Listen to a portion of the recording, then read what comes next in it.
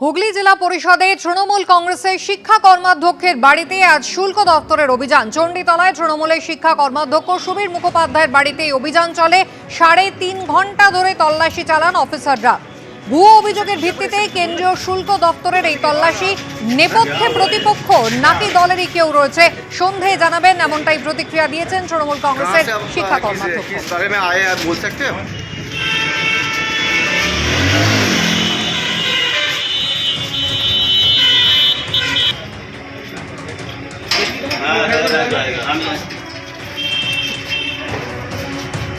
সাড়ে 3 ঘন্টা ধরে শুল্ক দপ্তর তল্লাশি করলো হুগলি জেলা পরিষদে তৃণমূলের শিক্ষা কর্মাধ্যক্ষ তার বাড়িতে।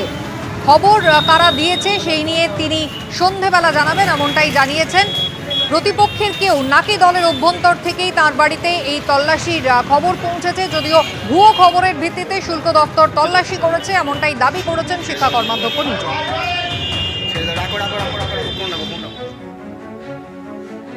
আমার বাড়িতে তারা তন্ন করে সার্চ করেছেন 2 ঘন্টা ধরে, যথেষ্ট সহযোগিতা করেছেন। তারা কোনো জায়গা সার্চ করতে বাদ দেননি। আমার গাড়িগুলো পর্যন্ত সার্চ করেছেন, আমার গোডাউন যেটা পাখির গোডাউন সেটাও সার্চ করেছেন, আমার ঠাকুর ঘর সার্চ করেছেন, বাথরুম সার্চ করেছেন।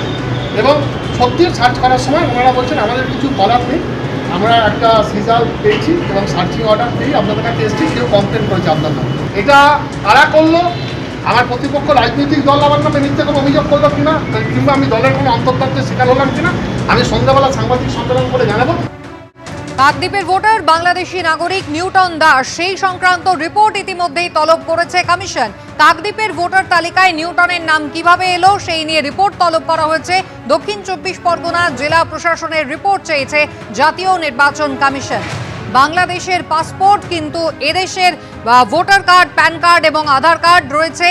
যাকে চিহ্নিত করা হয়েছে সেই নিউটন দাস, কিভাবে তার নাম এখানে কাকদ্বীপের ভোটার তালিকায় এলো তা জানতে চেয়ে এবার দক্ষিণ 24 পরগনা জেলা প্রশাসনের রিপোর্ট চেয়ে পাঠিয়েছে জাতীয় নির্বাচন কমিশন।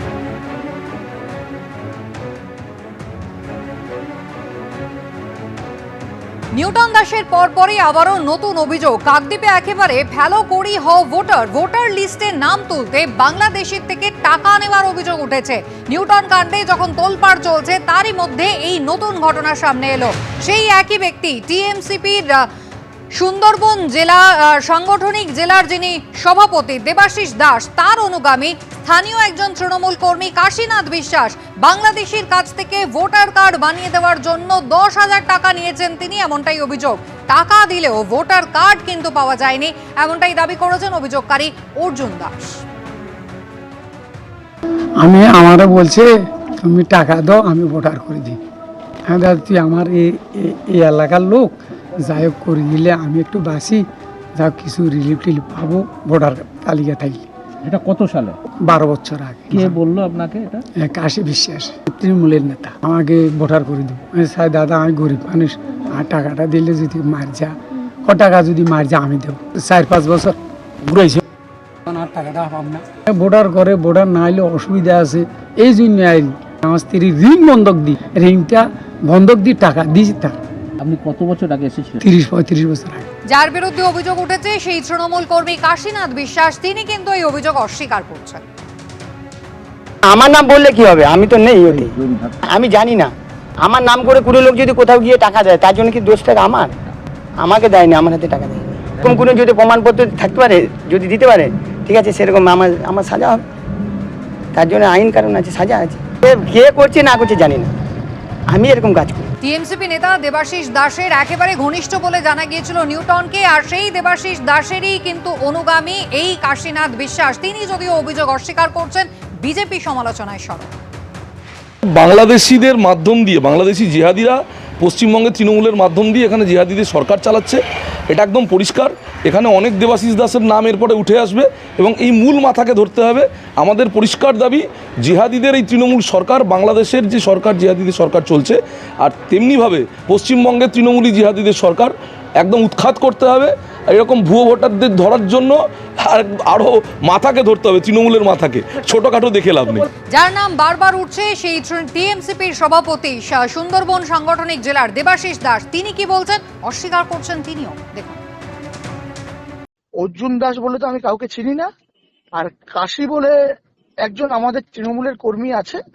এবার অর্জুন না যে নাম, সে কি সঠিক তথ্য বলছে কিনা সেটাও যাচাই করতে হবে।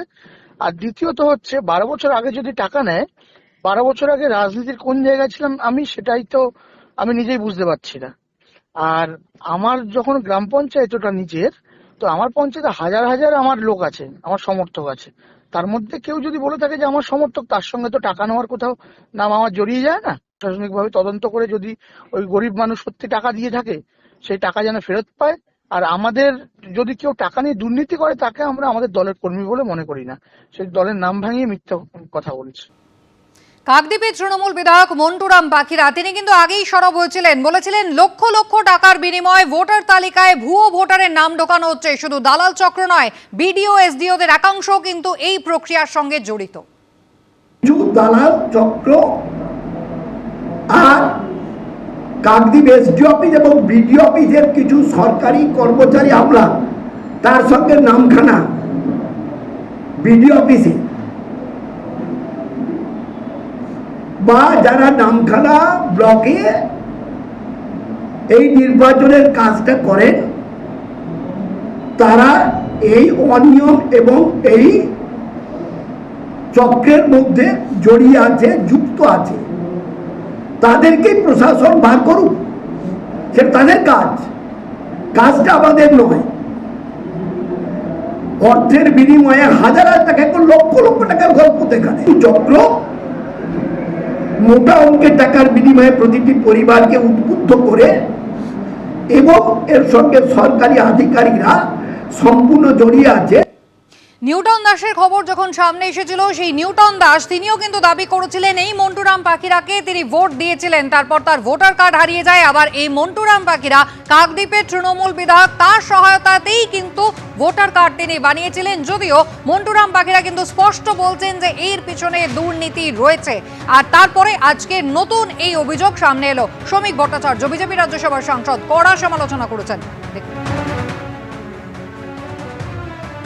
তৃণমূল কংগ্রেস তো প্রকাশ্যে বলেছেন যে বাংলাদেশের একজন নাম যেন ভোটার লিস্টের বাইরে না থাকে। সুতরাং পশ্চিমবঙ্গে বিনা যুদ্ধে ভারত দখলের যে চক্রান্ত চলেছে, সাইলেন্ট ডেমোগ্রাফিক ইনভেশন, সেই সমস্ত এলাকাগুলো দেখুন।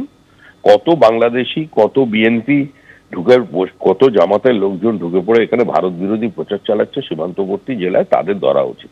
এই একটা দুজন এরকম 10,000 5,000 এরকম হাজার হাজার লোক উঠেছে। বিভিন্ন জায়গায় তো রোহিঙ্গা ঢুকে পড়েছে, রোহিঙ্গাদের বস্তি তৈরি করা হয়েছে। এটা কোনো দলকে দোষ দিয়ে লাভ নেই। মানুষ সেরকমই সরকার পাবে, সেরকমই নেতা পাবে, মানুষের সচেতনতা যতটা থাকবে।